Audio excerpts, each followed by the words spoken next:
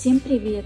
Сегодня я поделюсь рецептом необычного бисквита. Бисквит, который можно есть хоть на ночь. Если вам интересно, смотрите дальше. Нам понадобятся яйца, отделяем белки от желтков, овсянка. Овсянку берем цельнозерновую. По выбору добавляем корицу или ваниль, миндальная мука. Вместо миндальной муки можно взять любую другую ореховую муку. И подсластитель. У меня это эритрол. Овсянку надо перемолоть в муку. Ставлю в кофемолку сразу с корицей. Если вместо миндальной муки мы добавляем какие-нибудь орехи, их тоже надо измельчить в муку вместе с овсянкой в кофемолке. Потом все пропускаем через сито. В конце у нас от овсянки остаются покрупнее кусочки, их тоже добавляем в общую массу. Далее белки взбиваем с эритролом до устойчивых пик. Вначале взбиваем белки без эритрола. Когда появляется пена, добавляем эритрол и взбиваем вот такую пышную, воздушную, стабильную пену. Далее взбиваем желтки до светлой массы. Желтки добавляем к белкам, все перемешиваем, объединяем. Я всегда перемешиваю не лопаткой, а венчиком. Так масса остается воздушная и в то же время очень аккуратно можно перемешать до однородного состояния.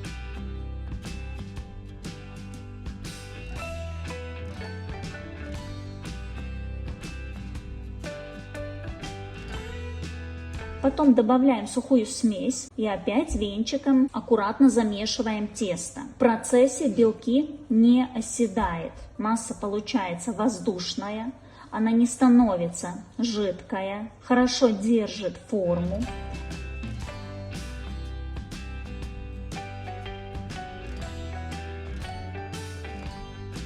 Потом в самом конце беру лопатку и немного еще перемешиваю, объединяю, где если что-то по бокам на дне осталось.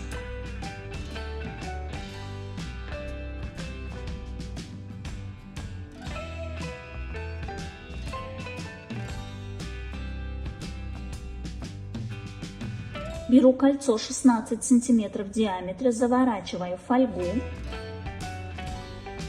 Перекладываю туда тесто. И так как тесто довольно воздушное, оно, чтобы лучше распределилось по форме и нигде не остались пустоты, я беру вот такой неострый ножик, можно взять просто деревянную палочку и такими движениями прохожусь, чтобы равномерно распределился по форме.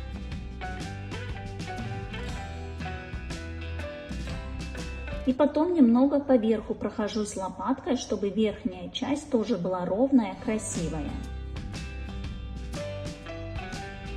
Заранее подогреваем духовку 165-170 градусов и выпекаем бисквит примерно 20-30 минут. Но ориентируйтесь не по времени, а визуально. Готовность проверяем сухой палочкой. Палочка должна выходить полностью сухая, без крупинок бисквита. И даже видно, когда бисквит готов, он начинает отсоединяться по бокам от формы. Верхушка получается такая немного золотистая, немного остужаем и достаем бисквит из кольца. Снимаем фольгу. Бисквит получается очень нежный, ароматный, воздушный, легкий, красивый золотистый такой цвет. В идеале любой бисквит стабилизировать в холодильнике примерно 5-10 часов. Заворачиваем в пищевую пленку, тогда его очень удобно разрезать на коржи. В следующем видео я вам покажу, как я собирала с этим бисквитом торт. Расскажу, какой бисквит на вкус, по структуре, с каким кремом, с какой начинкой, как его готовить. Расскажу свое мнение про такой необычный бисквит.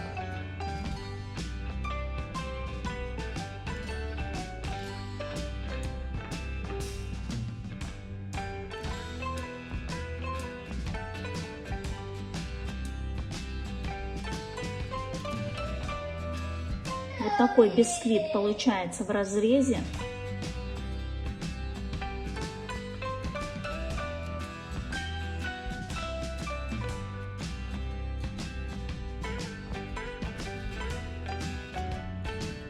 Всегда у всех почти бисквитов я срезаю верхнюю корочку. Я не люблю, когда в торте, собранном с кремом, с начинкой, есть вот эта корочка, пленочка, как у какого бисквита. Хоть есть большинство кондитеров, которые не заморачиваются, не срезают. Но я не люблю, поэтому я срезаю. В следующем видео я покажу, как я с этим бисквитом собирала вот такой торт в виде бомбы. Если вам интересно, подписывайтесь, ставьте лайк, комментируйте, жмите на колокольчик, чтобы не пропустить новые видео, рецепты, эксперименты. Всем пока! Встретимся в следующем видео.